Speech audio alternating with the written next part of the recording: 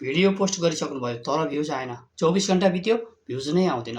तपाईँले त्यहाँ थाहा छ एकदमै ठुलो गल्ती गर्नुभएको छ। तपाईँले भिडियो पोस्ट गर्नुभन्दा पहिले कुन सेटिङ तपाईँले मिलाउनु पर्ने हुन्छ के त्यसको बारेमा तपाईँले मिलाउनु भएको छ? यदि तपाईँले त्यो सेटिङ मिलाउनु भएको छैन भनेदेखि मैले कुन सेटिङ कसरी मिलाउने हो भनेर तपाईँलाई मैले यो भिडियोमा सिकाएको छु। यो भिडियोलाई अन्तिमसम्म हेरेर अबदेखि तपाईँले पनि भिडियो पोस्ट गर्दाखेरि यसरी प्रयोग गर्नुहोस् है। टिकटकको प्लस आइकनलाई क्लिक गर्नुहोस्, त्यसपछि तपाईँ आफ्नो ग्यालेरीमा जानुहोस्। ग्यालेरीबाट तपाईँले कुनै पनि एउटा भिडियो लिनुहोस्, त्यसपछि यहाँ नेक्स्टमा जानुहोस्।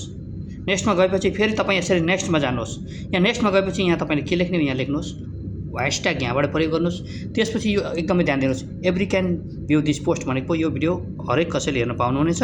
अब एकदमै महत्त्वपूर्ण कुरा यहाँ छ है, मोर अप्सनमा जानुहोस्, यसलाई क्लिक गर्नुहोस्। यसलाई क्लिक गरेपछि यसलाई यसरी माथि सार्दै जानुहोस्।